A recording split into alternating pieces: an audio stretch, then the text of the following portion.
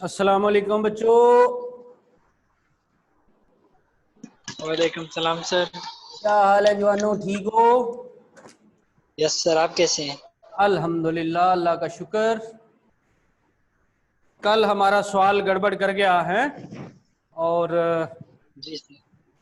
किसी ने उसमें याद भी नहीं दिलाया कि सर ये गड़बड़ चल रही है। आज पे टेस्ट दिया आप लोगों ने? Yes sir. सर और यहाँ पे मुझे लग रहा है कि बायो वाले भी आए हुए हैं, डॉक्टर्स, इंजीनियर्स की क्लास में। जी अलिशबा।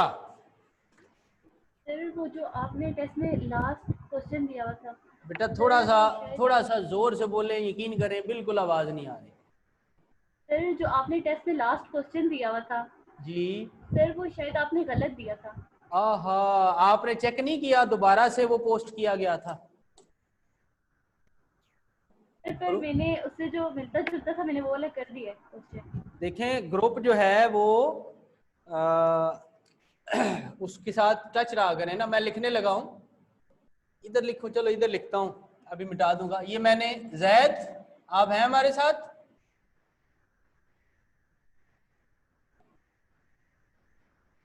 जैद सुना? यस सर, अस्सलाम वालेकुम सर। वालेकुम अस्सलाम। ये वाला सवाल था और जब दोबारा से उसको पोस्ट किया गया था तो करेक्ट करके दिया गया था। ऐसा ही है जैद? Yes sir. चलें अलिशबा, बस बात पता चल गई। सर मैंने तो यही वाला किया है। यही वाला किया है तो बस ठीक है, बात है। तो बस यही बात थी। Yes sir. ये हमें एक डॉक्टर फिर ज्वाइन कर रही है। और डॉक्टर साहब, ये मैथ की क्लास है, बायो की क्लास अटेंड करें।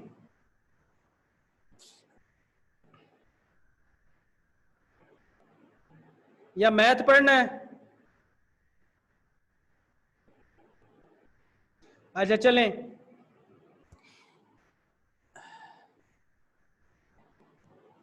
1.5 क्वेश्चन नंबर 2 पार्ट 3। कल हमने सवाल में तो लिख दिया थीटा, लेकिन थीटा को हमने इस्तेमाल नहीं किया। Secant theta y is equal to tan theta. तो बेटा मैंने जैसे बताया था, यहां पे लिख लो बेशक, period of secant theta is 2 pi and period of tan theta is pi. We draw graph from -180 to 180। तो एक ही टेबल बनाते हैं।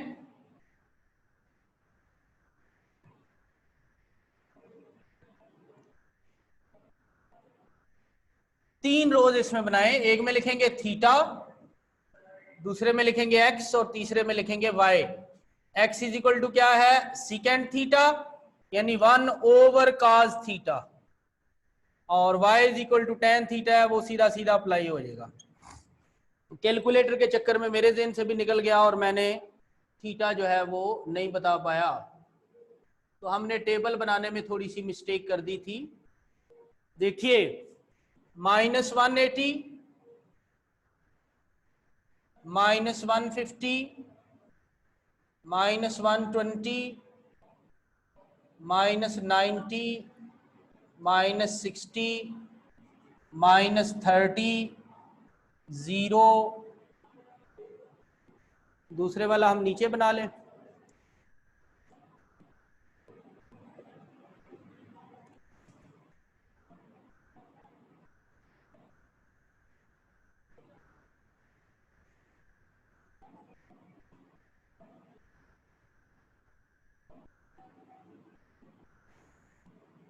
थर्टी, 60, 90, 120, 150 और 180।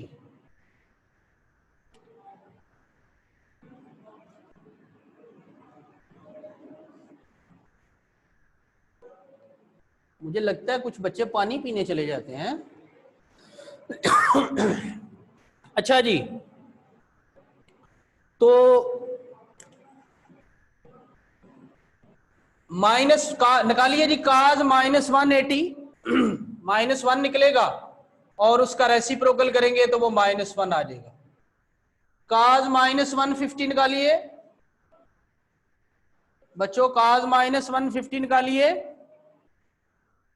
-1.15। ठीक है, काज -120 निकाल के उसका रेसिप्रोकल कीजिए।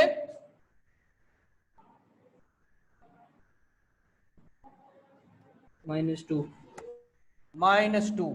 काज -90 निकाल के उसका रेसिप्रोकल करेंगे तो इन्फिनिटी आएगा, एरर। अच्छा, उसके बाद काज -60 निकालिए और उसका रेसिप्रोकल कीजिए, 2 आ जाएगा। काज -30 निकाल के रेसिप्रोकल कीजिए, काज 0 निकाल के रेसिप्रोकल कीजिए, काज 30 निकाल के रेसिप्रोकल कीजिए, काज 60 निकाल के रेसिप्रोकल कीजिए, काज 19 निकालेंगे तो वो इन्फिनिटी 0 आएगा, उसका रेसिप्रोकल इन्फिनिटी हो गया। मेरी एक्सरसाइज करवाते रहते हैं एडमिट करने के लिए। काज 120 निकाल के उसका रेसिप्रोकल कीजिए बच्चों। -2। काज 150 का निकाल के उसका रेसिप्रोकल और काज 180 निकाल के उसका रेसिप्रोकल। तो ये हमने सीकेंड की वैल्यू लिख ली है, x = सीकेंड। लेकिन जब क्योंकि सीकेंड कैलकुलेटर तो नहीं निकालता, तो हम क्या करते हैं, काज निकाल के उसके रेसिप्रोकल कर लेते हैं। अब हम y = 10 जो है, तो 10 -180 पे 0 है, 10 -150 पे 0.57। 0.57 और 10 -120 पे 1.73, 10 -90 पे इन्फिनिटी, 10 -60 पे -1 पॉइंट कितना है, -1.73। ठीक है, 10 -30 -0.57 और 10 0 पे 0, 10 30 पे बच्चों 0.57। 0.57, 10 60 पे 1.73, 10 90 पे इन्फिनिटी, 10 120 पे -1.73। शाबाश, 10 150 पे -0.57 और 10 180 पे 0। क्या बच्चों यही वैल्यूज हैं? Yes sir. Points for graph.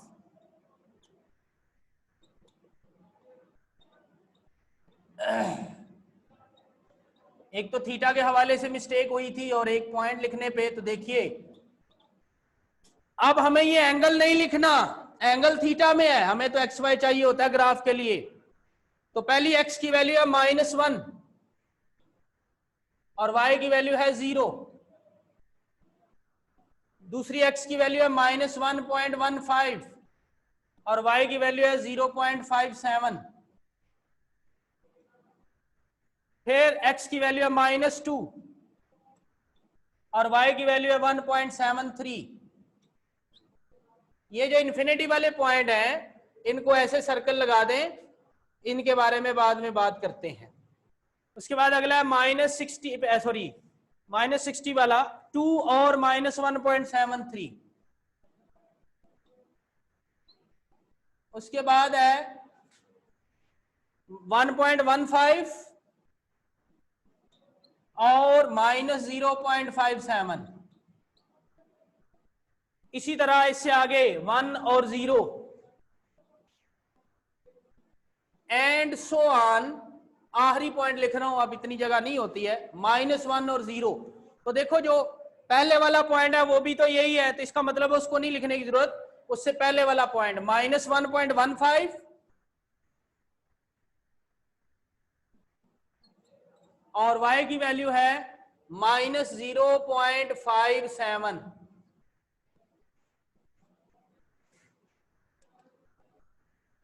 चलें जी, अब हम इसका ग्राफ ड्रा करते हैं।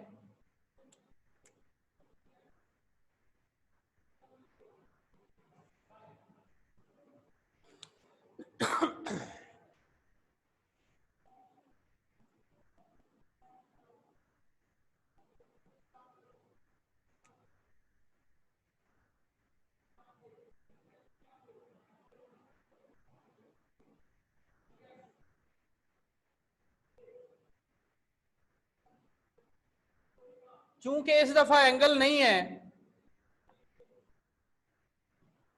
तो स्केल जो है वो दोनों एक्सिस के साथ सेम होगी, यानी एक्स की वैल्यू भी रेडियन में आ रही है और वाई की वैल्यू भी रेडियन में आ रही है। तो 1 unit is equal to 2 centimetre.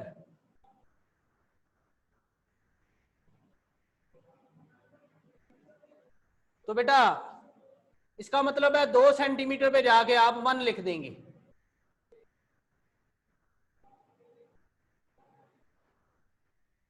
दो सेंटीमीटर पे 1 लिखा और फिर 2 सेंटीमीटर पे 2 लिख दिया।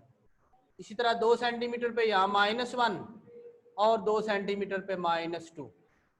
यहां पे आ जाए 2 सेंटीमीटर पे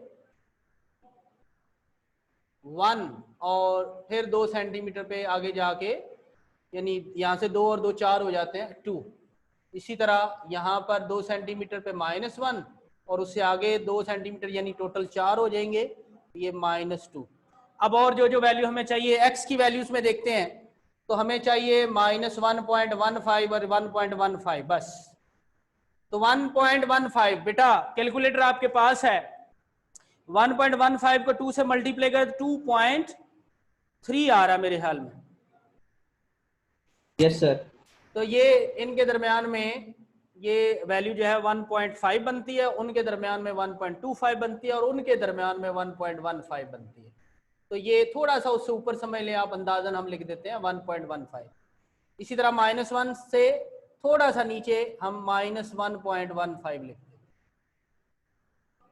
उसके बाद y वाली वैल्यूज 0.57 और 1.73। ओह ये तो हमने इधर लिखने थे, मैंने y पे लिख दी, x की वैल्यूज थी ना।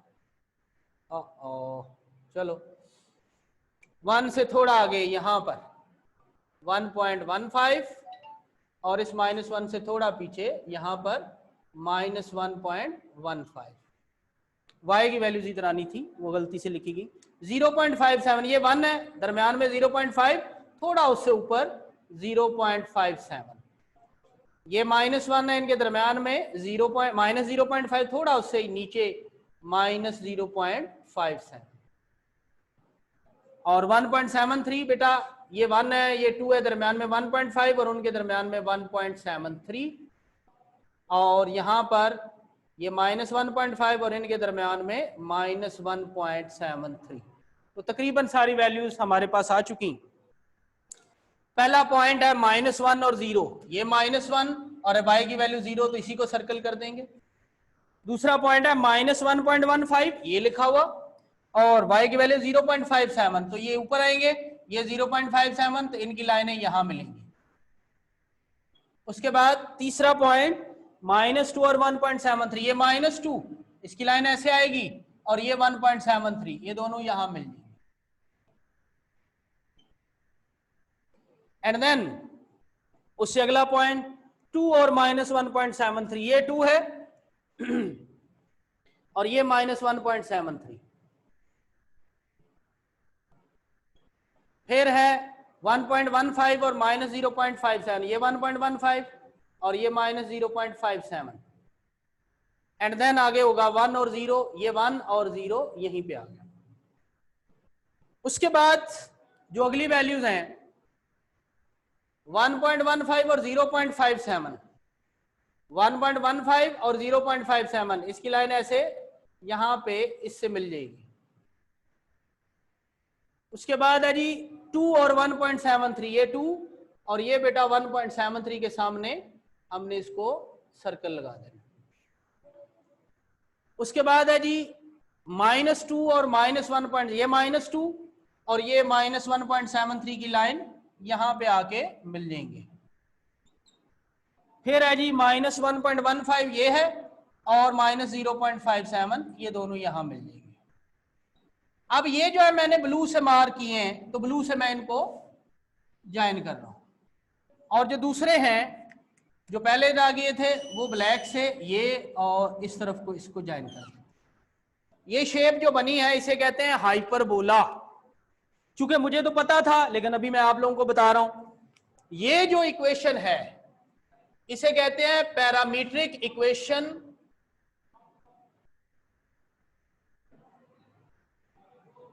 Of hyperbola. ये पैराबोला की भी पैरामीट्रिक होती हैं और एलिप्स की भी होती हैं और हाइपरबोला की भी होती हैं। कल एक पेज पे मैं आप लोगों को ले गया था को नाम बताने के लिए, उसी पेज पे दोबारा जा रहे हैं हम। क्या था वो? 294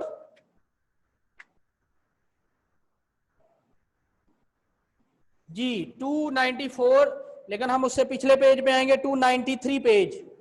जी बेटा 293 पेज के दरमियान में देखें लिखा हुआ है parametric equations.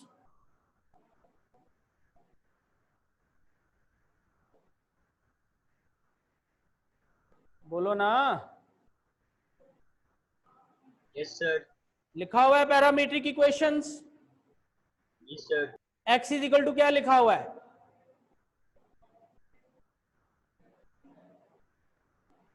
Abid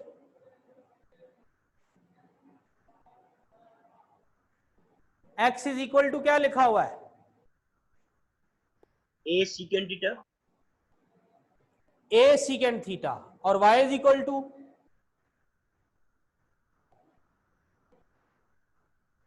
B tan theta. B tan theta. तो यहां पर a और b नहीं है, a भी 1 है और b भी 1 है बेसिकली यहां पे। लेकिन जो भी शक्ल a b की जगह कुछ भी आ जाए नो इशू। ऐसी इक्वेशंस को हम कहते हैं पैरामीट्रिक इक्वेशंस ऑफ हाइपरबोला। और ये हाइपरबोला की फिगर बनती है ये वाली।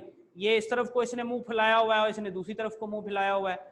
अगर सिर्फ एक ब्रांच, इन्हें ब्रांचेस कहते हैं, जब वहां जाएंगे पढ़ेंगे। अगर सिर्फ आपको ये ब्रांच इसके सामने मैं खड़ा हो गया, लीव इट कि ये नहीं है, तो ये जो एक ब्रांच है ये हमें पैराबोला की तरह नजर आती है। और इस तरफ देखते हैं तो ये जो दूसरी ब्रांच है इसको भूल जाएं तो ये जो है ये एक पैराबोला की। लेकिन यहाँ समझे दो पैराबोला इकट्ठे हुए हैं, लेकिन असल में ये पैराबोला की डेफिनेशन इस पे नहीं लगती है, शक्ल उससे मिलती जुलती होती है। इसे कहते हैं जी हाइपरबोला। यहां एंड पे आप लिख देंगे हाइपरबोला। आपको याद है इससे पहले पार्ट्स में भी मैंने नाम लिखवाए थे। तो अब ये जो दो पॉइंट है ये किधर है? तो मैंने कल आप लोगों को इस तरह एक नाम बताया था, उसी से मैच करूंगा। ये बेसिकली एक लाइन बनती है ऐसे, और एक पॉइंट से एक लाइन और दूसरे पॉइंट से दूसरी लाइन। और ऐसी लाइन जो कर्व को, ये कर्व है ना, ऐसी लाइन जो कर्व को इन्फिनिटी पे जाके मिले उस लाइन को क्या कहते हैं? कल नाम बताया था 293 पेज पे ही। क्या नाम है जी? असिम्प्टोट। शाबाश। तो ये जो लाइनें हैं ये असिम्प्टोट हैं। ये जो दो पॉइंट मिस हुए हैं इसके दरमियान में, बेसिकली एक पॉइंट यहां मिस होता है। अगर मैं इसको करता ना -360 से +360 तो वो दूसरा पॉइंट ये -90 पे है, दूसरा पॉइंट -270 पे आता है और इधर जो है +270 पे आता है। तो दो पॉइंट से एक लाइन बनती है, तो ये दो पॉइंट से एक लाइन और ये दो पॉइंट से दूसरी लाइन बन जाती है। तो एक एक पॉइंट यहाँ पे हमने लिया था क्योंकि हमने -180 से +180 लिया था। तो ये बेटा हमारा ग्राफ था जो था हाइपरबोला का। अब देखो सवाल यूं भी आ जाता है, हम समझते हैं ये ग्राफ का सवाल है तो इसमें ऑब्जेक्टिव कैसे आएगा, तो मैं वो बताने लगा हूं। ऐसे लिखा होगा ये वाला और साथ लिखा होगा these are parametric equations of, और नीचे चार ऑप्शन दिखे होंगे। एक में लिखा होगा सर्कल, एक में लिखा होगा लाइन, एक में लिखा होगा एलिप्स और एक में लिखा होगा हाइपरबोला। ठीक है, नाम बदल बदल के। तो आप लोगों ने याद रखना है, वहां जब चैप्टर 6 में जाएंगे तो सबके बारे में बताएंगे। अभी हाइपरबोला की पैरामीट्रिक इक्वेशन है, फिर एलिप्स की भी आएंगी, फिर सर्कल की भी आएंगी, फिर पैराबोला की भी होंगी। वो साथ साथ बात हम करते जाएंगे। अगर आप इसको मजीद देखना चाहें तो 1.1 एक्सरसाइज निकालिए बेटा। 1.1 एक्सरसाइज का क्वेश्चन नंबर 7, उसका थर्ड पार्ट पढ़ें। क्या वहां पर भी यही लिखा हुआ है, parametric equation of hyperbola? Yes sir. चले, तो ये बेटा हमारा जो टॉपिक कल रह गया था ये हमने कंप्लीट कर लिया। इसका जल्दी से स्क्रीनशॉट ले लीजिए, प्रिंट स्क्रीन कीजिए, किसी का सवाल है तो पूछ लीजिए, फिर हम अपने चैप्टर 2 की तरफ बढ़ते हैं।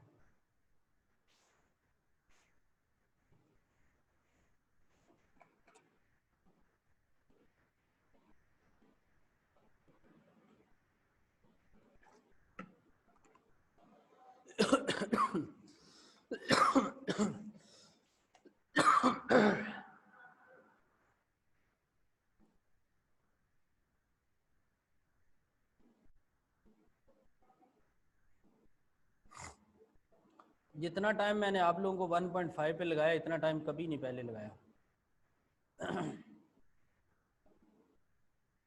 2 के भी तीनों पार्ट किए, लास्ट के भी तीनों पार्ट किए, पहले और सेकंड लास्ट में कुछ असाइनमेंट छोड़ी थी। काम नहीं कर रहे हो आप लोग, असाइनमेंट आती नहीं है आप लोगों की। चले, फर्स्ट ईयर के पेपर नहीं दिए ना, अगर दिए होते तो अब तक अकल आ चुकी होती कि क्या क्या मसाइल होते हैं। जो इन बातों से हम डराते थे आप लोगों ने वो डर अभी देखा ही नहीं है। बेहतर यही है कि हमारी बातों से सीख जाएं, उसी में आपके लिए बेहतरी है, आसानी है। हार्ड वर्क तो करना पड़ेगा। जी बच्चों, मैं बोर्ड मिटाने लगा हूं, मिटा दूं? मिटा दे। चले, नेक्स्ट जी हमारा जो टॉपिक है वो है डिफरेंशिएशन, डेरिवेटिव्स। बहुत इंपॉर्टेंट, सबसे मेन टॉपिक आपके सेकेंड ईयर का वो डिफरेंशिएशन है। यानी आप, एक बंदा है कोई, वो मैथ के बारे में थोड़ा बहुत जानता है और आप उसे, वो आपसे पूछता है हाँ जी आप क्या पढ़ते हैं, तो आप कहते हैं जी मैं प्री इंजीनियरिंग कर रहा हूँ, मैथमेटिक्स प्री इंजीनियरिंग कर रहा हूँ। तो वो पूछेगा जी यकीनन फिर मैथ आप पढ़ रहे होंगे, आप बोलेंगे जी, तो वो कहेगा व्हाट इज डेरिवेटिव। यानी बहुत इंपॉर्टेंट टॉपिक ये। तकरीबन अगर आप बिजनेस वाली साइड पे ना जाएं, यानी बीबीए वगैरह, एमबीए वगैरह, सीए वगैरह की तरफ ना जाएं, बाकी जिधर भी जाएंगे मैथ पढ़ने के लिए, किसी भी फील्ड, इंजीनियरिंग में या बीएस में, तो आपका इससे वास्ता जरूर पढ़ना है।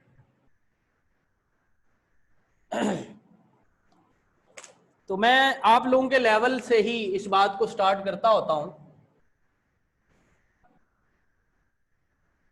आप में से कोई बच्चा बताएगा कि ये वर्ड है डिफरेंशिएशन, जिसे डेरिवेटिव्स भी बोलते हैं।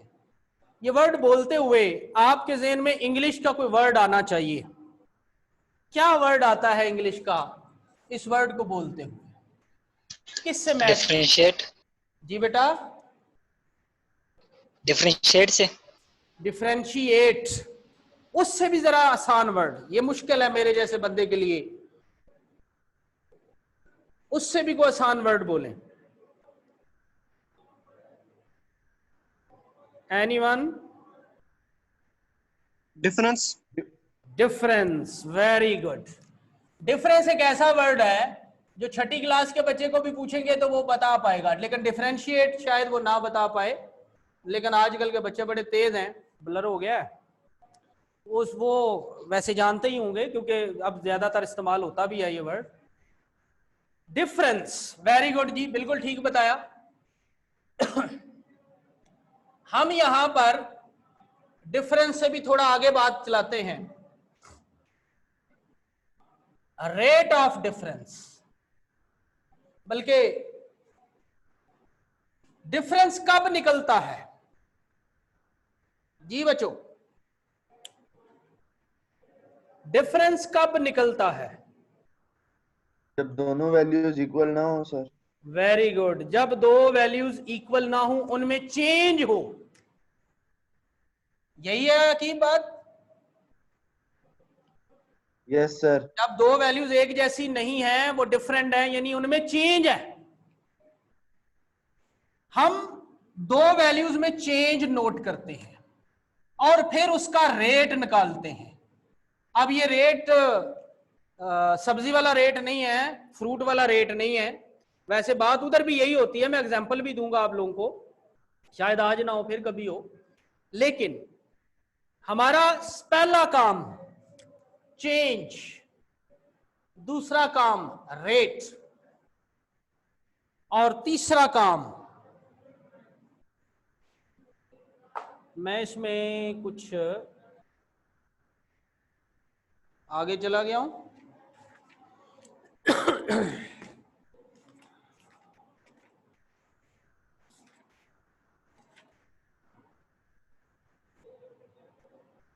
हाँ, यहां पर थोड़ा सा इसको उल्टा लिखना है। ये तो थोड़ा सा रिलेट करने के लिए था।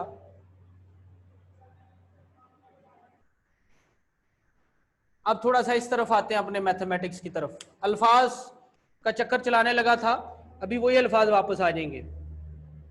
हम बेटा मैथमेटिक्स पढ़ते हैं, मैथमेटिक्स में हम नंबर्स की बात करते हैं, और यहां अभी हमने डिफरेंस की, चेंज की बात की, तो इसका मतलब है नंबर्स के डिफरेंस और नंबर के चेंज की बात होगी। लेकिन उनको कैटेगराइज करना पड़ेगा, हमें कैटेगरी देनी पड़ेगी। तो जब भी मैथमेटिक्स में हम कैटेगरीज की बात करते हैं तो सबसे पहले हमारे पास जो नाम आता है, जो टर्म आती है, वो है फंक्शन। हम डिफरेंशिएट फंक्शन को करते हैं बेसिकली।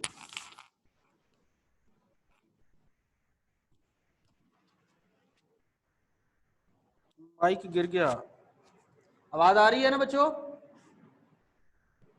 Yes sir. चले, sir function differentiation basically change in function के लिए होता है। हम उस चेंज का डिफरेंस निकालते हैं और फिर उस डिफरेंस के बाद हम रेट निकालते हैं। इस रेट के बाद हम निकालते हैं इंस्टेंटेनियस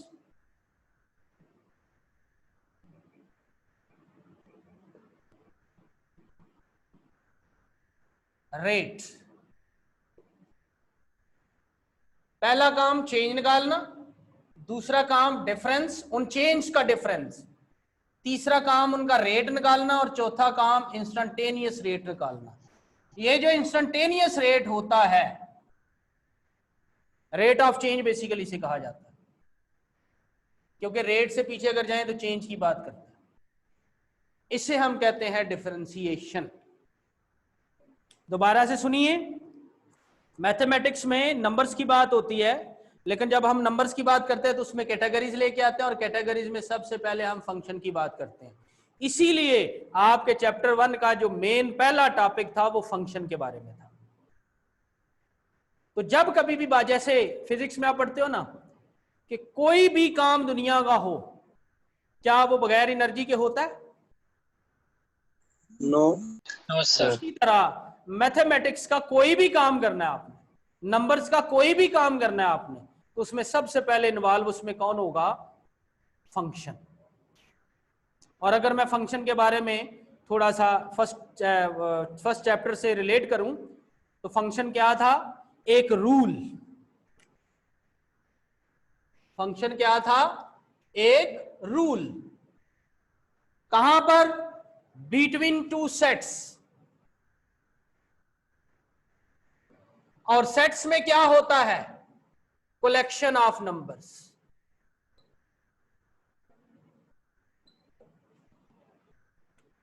यानी बात तो उधर नंबर्स की है, तो नंबर्स की कलेक्शन की सेट बनाए और उन सेट के दरमियान में रूल डिफाइन कर दिया। That rule is called function. अब उस फंक्शन में हम चेंज लेके आते हैं, उन चेंजेस का डिफरेंस निकालते हैं, फिर उनका रेट निकालते हैं, और फिर इंस्टेंटेनियस रेट निकालते हैं। ये जो इंस्टेंटेनियस वर्ड है ये आप लोगों ने पहले भी सुना हुआ है और अब भी हम बात करेंगे। पॉसिबिलिटी है आपको इससे पहले भी अच्छी समझ हो, लेकिन आप जब आप ये कंप्लीट कर लेंगे तो यकीनन और बेहतर जानते होंगे, इसको समझते होंगे। सर एस मिस कर गए आप इंस्टेंटेनियस में। जी एस मिस कर गए सर मिस कर गए, कौन क्या इंस्टेंटेनियस में सर। क्या मिस हुआ? एस। अच्छा इंस्टा, अच्छा इंस्टेंटेनियस लिख दिया है, अच्छा अच्छा अच्छा, परेशान कर दिया यार मुझे, यार बड़ी नजर रखी हुई है माशाल्लाह। ये मैथ सर ये जी आम जिंदगी से मिसाल दे सर डिफरेंशिएशन। मैं बताऊंगा, मेरा पुत्र फिक्र ना करें। 2.1 एक्सरसाइज स्टार्ट करने से पहले ये इंशाल्लाह बता के आपको आगे चलेंगे। और मजे की बात सिर्फ इतनी बता देता हूं कि जैसे अभी मैंने बताया कि कोई काम दुनिया का बगैर एनर्जी के नहीं होता, आपके हर काम में डिफरेंशिएशन बैठी हुई है, हर काम में ये चीजें मौजूद हैं। तो अभी आगे बढ़ेंगे, फिर आपको इंशाल्लाह बताएंगे कि डेली लाइफ में ये कहाँ है।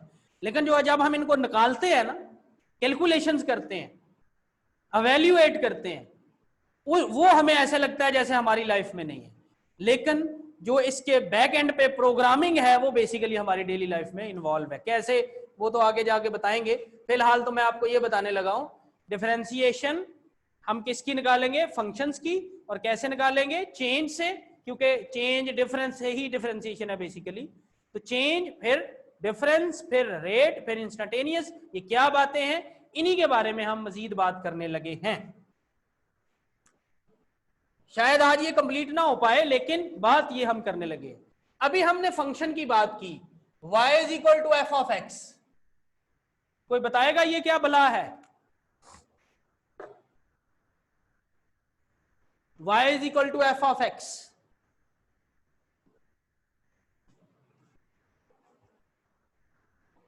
बोलो ना बच्चों,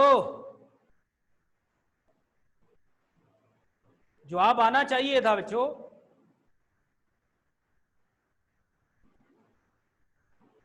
बच्चा लोग, और यही कहे तो नहीं पता। Euler's equation. Euler equation. Aqib अमयू माइक ऑन करो ना यार, बोल के भाग क्यों जाते हो? जी सर। जरा मुझे अपनी शक्ल दिखाओ अगर इस काबिल है तो। नहीं सर, काबिल हैं? नहीं sir.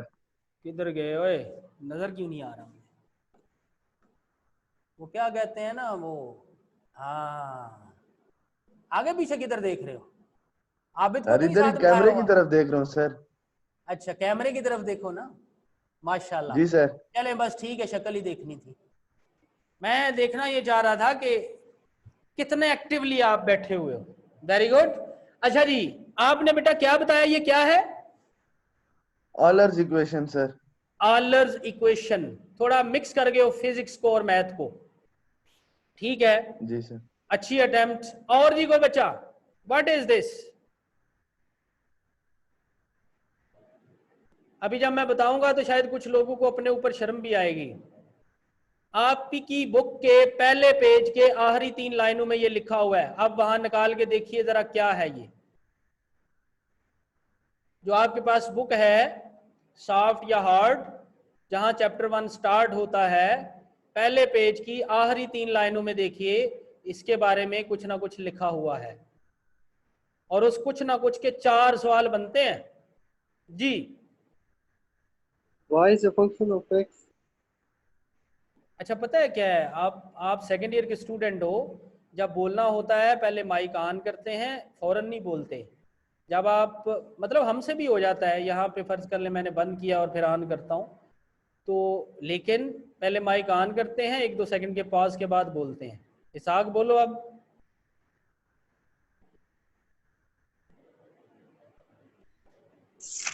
Sir y is a function of x। y is function of x। शाबाश। और कुछ वहां पे लिखा हुआ है? चलें जी, थोड़ी सी अकीब की बात, थोड़ी सी आपकी बात इसमें शामिल करते हैं।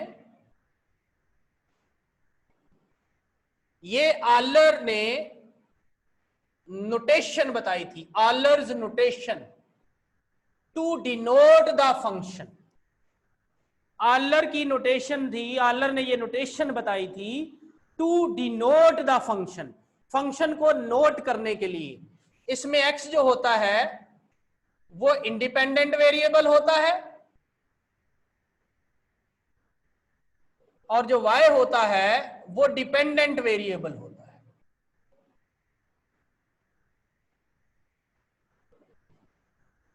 फर्ज कर ले मेरे पास ये फंक्शन है y is equal to X square minus 1, तो बेटा अगर मैं x जो है वो 0 रखूं तो y की वैल्यू क्या आएगी, सॉरी x 1 रखें तो y की वैल्यू क्या आएगी, 0 0।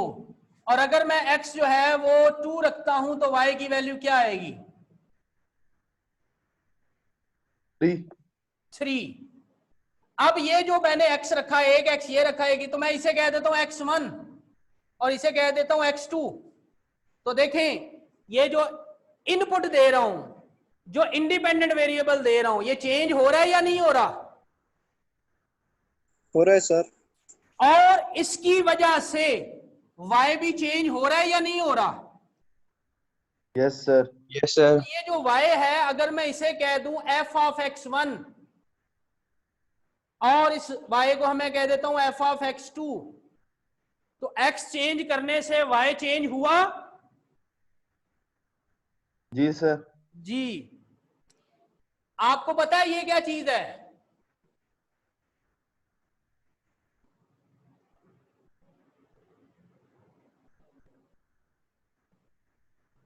Delta x sir. Delta x। Physics में आप लोगों ने पढ़ा हुआ है, डेल्टा किसको डिनोट करता है, चेंज Change। चेंज को। तो x1 से x2 बना, तो अगर मैं चेंज निकालूं तो क्या x2 माइनस x1 लिख दूं, यस सर। और अगर मैं डेल्टा y निकालूं तो इसे मैं y1 कह देता हूं, y2 कह देता हूं, तो इसे फिर मैं लिख दूं y2 माइनस y1। ठीक है बच्चों,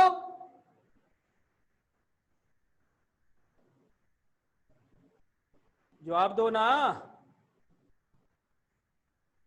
ओहो, नेट में मसला हुआ और मिनट भी आखिरी है। आवाज आ रही है, आ रही है sir. Yes sir. Yes sir. ये देखें पहले लिखा था चेंज, फिर लिखा डिफरेंस, फिर लिखा रेट।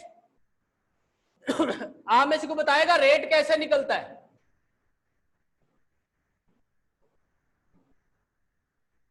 आम लाइफ का रेट भी ऐसे निकलता है। क्लास अगर खत्म होगी तो इसको यहीं से कल कंटिन्यू करेंगे, इसलिए परेशान नहीं होना। रेट क्या होता है, सर कॉस्ट से मल्टीप्लाई कर दें। मल्टीप्लाई करके निकलता है रेट। रेट बेटा डिवाइड करके निकलता है। आप फर्ज